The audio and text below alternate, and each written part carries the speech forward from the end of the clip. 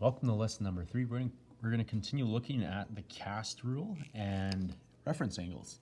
So this first page, I'd encourage you to pause the video now and just read over the overview and the review of what the cast rule is, and remembering add sugar to coffee as well.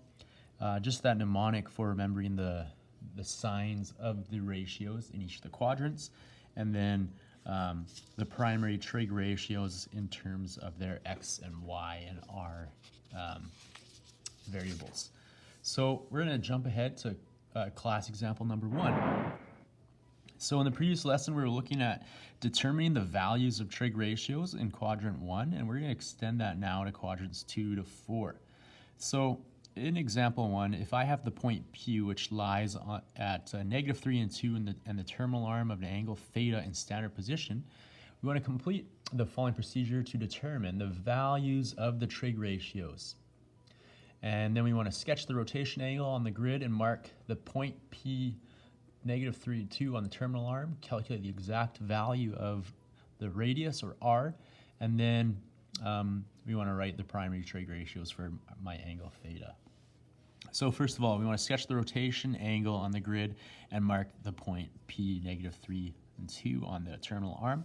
So my terminal arm, again, if I were to rotate this in standard position, then I would be going counterclockwise. So starting at my origin of 0 degrees and going in this direction counterclockwise. And we're going to be ending in -3 and 2. So -3, remember, is right here. That's my x-axis. And +2 would be somewhere up here. And so I'm just drawing the relative to position. I'm not drawing the exact values, of course, but this would be -3 in my x direction and 2 in my y direction. All right. Oh, and sorry, this should be -3 and this is +2. So -3 and +2. Now, this is where, that's point P, that's where my terminal arm ends. And let's write -3, +2, x and y. And then we want to calculate the exact length of OP, and this is OP. So that's point O for origin and P for my points. So in order to find out what OP is, or what's also referred to as my radius is, we can use our Pythagorean theorem. And so r squared is equal to x squared plus y squared. And r squared is going to be equal to -3 squared plus 2 squared. R squared is then equal to 9 plus 4, or the square root of 13. 9 plus 4 is 13. The value of r, we square root that. So that's the exact length, right? And the reason we would refer to it as the exact length is because if I take the square root of 13, we get 3.60 with repeating decimals. Now, part C, let's use x equals -3 and y equals 2 and my value of r from above to write the 3 primary trig ratios, or the 3 trig ratios for angle theta. And so we have my sine theta, so 7 yellow rabbits, y over r, cosine theta, which is x over r, and tan theta, which is equal to y over x. And for all of these, when we're looking for the exact ratios, we also want to express them as rational values. And so we don't want to have a radical as our denominator. So we're going to have to rationalize our denominator. So y over r, my value of y is 2. My value of r is what we found over here, is square root of 13. So 2 root 13. And remember, to rationalize our denominator, we'd have to multiply by root 13 top and bottom, which would give me 2 root 13 over 13. That would be my sine ratio, the exact value of my sine ratio. Exact value of my cosine ratio, remember, is x over r, so -3 over root 13. And again, we got to rationalize our denominator. So this is going to become negative 3 root 13 over 13. And last, we have our, our tan ratio, which is y over x, which is going to be 2 over negative 3. And we can just write 2 over negative 3, or negative 2 over 3. Anyways, these are all of our trig ratios and the exact values in rational form. Now, example number 2, we have the point -4, -2, and it lies on the terminal arm of an angle theta in standard position. So again, we've rotated counterclockwise, and we want to determine the exact value of the sine ratio. So first thing we want to do is draw our Cartesian plane. And so we have our y-axis and our x-axis. And my point is -4 and -2. So -4 and the x value is going to be on this side. Right, so I'm going to write -4 there. And then -2 on the y value is going to be down here. And so this is where my angle is going to end up. And again, we're going to call this O for origin, and we'll call that P for the point. And there's the triangle that we've made. And sorry, I should label this as -2. And now we want to find out what the sine ratio is. So remember, sine theta, 7 yellow rabbits, is equal to y over r. Now, before we determine what my sine ratio is, we got to find out what the value of r is going to be. Now, remember, in order to find my value of r, we can use the Pythagorean theorem. R squared is equal to x squared plus y squared, and r squared is equal to -4 squared plus -2 squared. Remember, brackets are important here. R squared is 16 plus 4. R is going to be square root of 20. And note, we want exact values here. All right, so square root of 20, let's take it up here.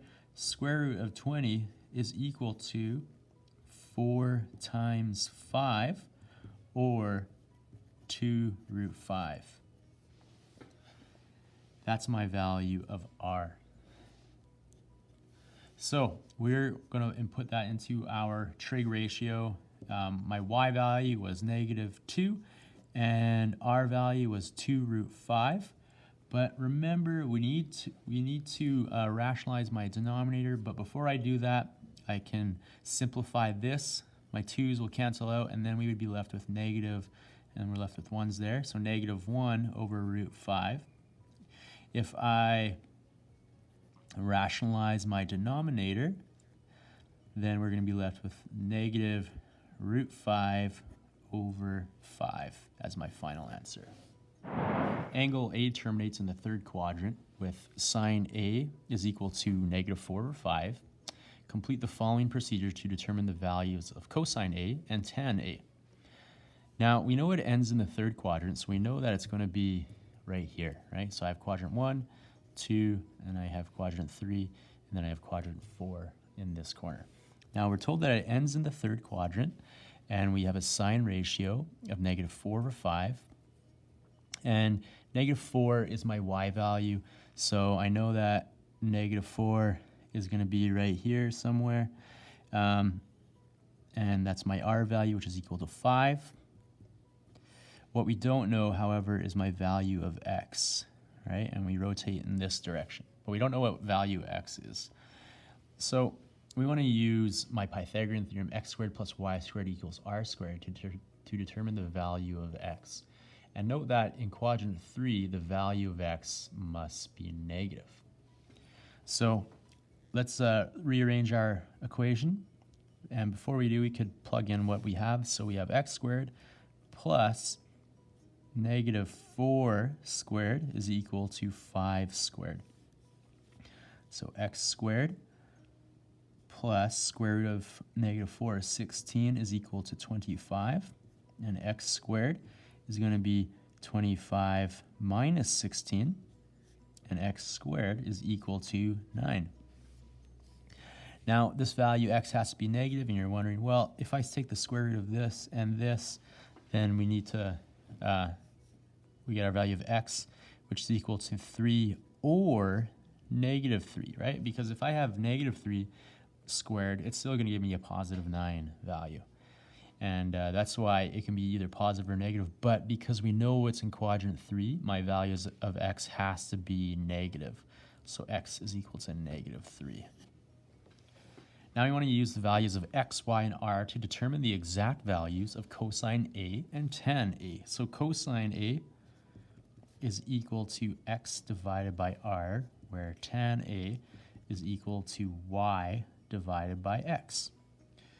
So my x value is negative 3, and my r value was 5.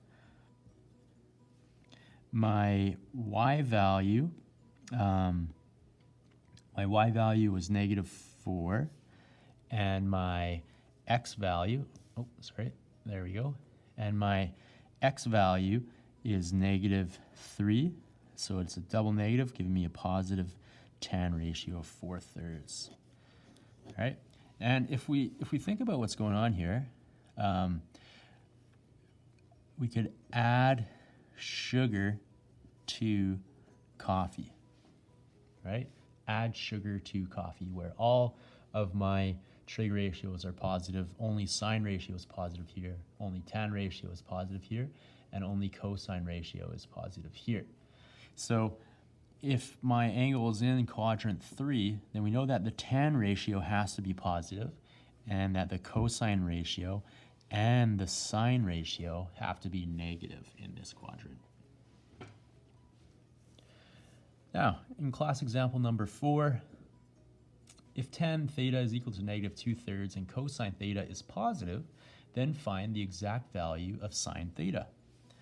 All right, so these types of examples are really helpful, or my Cartesian plane is really helpful in solving these types of examples. So first of all, we don't know, so tan theta, remember, tan theta is equal to y over x. But we don't know which one is positive or negative, either the y or the x, right? Because it's negative 2/3. But since we have another piece of information where we're told that tan itself is negative and cosine is positive, there's only one place that this angle can terminate, and that's in the 4th quadrant. Now, the reason it can't terminate in the 1st quadrant is because it's a negative ratio. And so it has to be down here where my value for my x, which is equal to 3, will be positive, but my value of y, which is going to be negative 2, well, obviously is negative. So we want to find the exact value of the sine ratio.